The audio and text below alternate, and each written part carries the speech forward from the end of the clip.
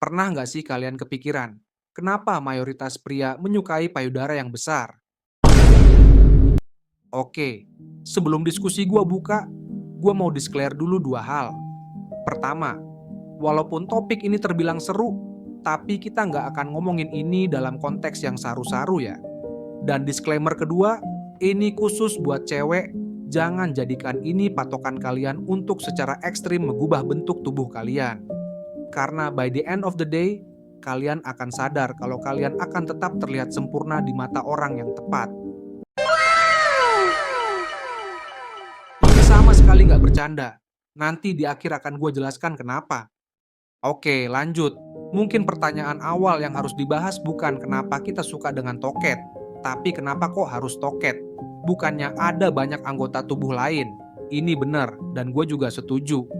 Tapi mengutip majalah Time, salah satu perbedaan besar antara cowok dan cewek dalam melihat bentuk tubuh wanita yang ideal ada pada sekitar bagian ini.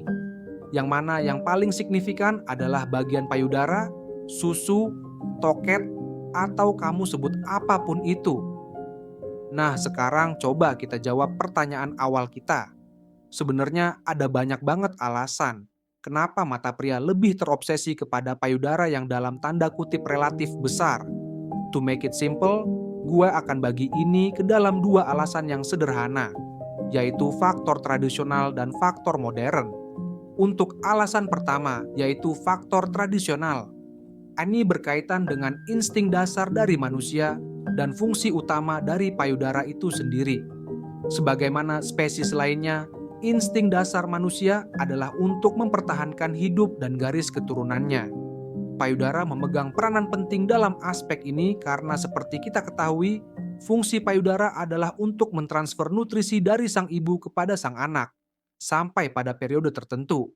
Sebagaimana yang disampaikan oleh kakek ini, maaf, bukan kakek yang itu guys. Nah, kakek yang ini. Si kakek karismatik ini meneliti kalau pria memang cenderung untuk lebih tertarik dengan karakteristik reproduksi seperti hal-hal fisik penanda kesuburan. Nah, wanita dengan payudara yang besar cenderung dianggap memiliki kesuburan dan kemungkinan lebih tinggi untuk mengasuh anak dan meningkatkan keberhasilan meneruskan garis keturunan. Persepsi ini yang kemungkinan besar terus-menerus diwariskan secara genetik dari generasi ke generasi sampai ke generasi Patrick seperti sekarang ini. Oke, kita lanjut ke alasan yang kedua, yaitu faktor modern. Nah, ini berkaitan dengan budaya dan perkembangan media. Kalau ini harusnya kalian udah tahu lah ya, karena kita hidup di zaman ini juga. Di zaman modern ini, media dan industri hiburan, terutama yang anu-anu, turut membentuk stigma atau pandangan cowok tentang daya tarik fisik. Ini sesuai data yang dipublikasikan oleh salah satu situs pemersatu bangsa, di mana genre-genre yang berkaitan dengan tobrut dalam tanda kutip menjadi salah satu pencarian yang paling populer. Nah, sekarang kita kembali ke disclaimer awal kita tadi dan pernyataan pertama kita, bahwa sebenarnya yang terpenting itu bukanlah kenapa suka susu, tapi kenapa kok harus susu. Bukankah ada sayap, paha, dan lainnya? Dan yang paling penting lagi, bukankah ada karakter lain di luar karakter fisik, seperti keimanan, inteligensi, visi, dan cita-cita misalnya? Dan sebagai cowok ya, menurut gua itulah faktor yang lebih penting. Sayangnya, seperti yang disampaikan oleh Frederick dan bestinya, pada kebanyakan kasus, dibandingkan dengan cowok, justru ceweklah yang lebih sering tidak puas dengan bentuk tubuhnya sendiri. Padahal mah, mayoritas cowok ya fine-fine aja sebenarnya. Dan kalaupun nggak fine, terus kenapa?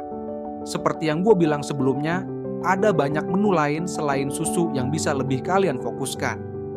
Lagian, kita tuh harus mulai bisa membedakan antara terminologi suka dengan terminologi tertarik. Manusia itu mudah tertarik pada sesuatu yang unik dan menonjol. Tapi apakah mereka akan suka atau tidak, itu adalah hal yang beda lagi. Misalnya, ketika ada dua melon bersebelahan, mata kita biasanya akan lebih tertarik ke arah melon yang paling besar, karena kan dia unik dan menonjol dibandingkan yang lain. Tapi apakah kita pasti 100% akan lebih suka dengan melon yang besar itu? Itu kan hal yang belum pasti. Ada banyak pertimbangan tentunya, mulai dari aroma, warna, harga, kepercayaan, sampai seberapa banyak yang sebenarnya sedang ingin kita makan. Intinya, tertarik itu belum tentu suka itu belum tentu cinta, dan cinta itu belum tentu ingin memiliki. By the end of the day, balik lagi, kalian akan terlihat sempurna di mata orang yang tepat. Tulis komenmu di bawah, karena ketika komentar di atas dibungkam, kita selalu bisa komentar di bawah.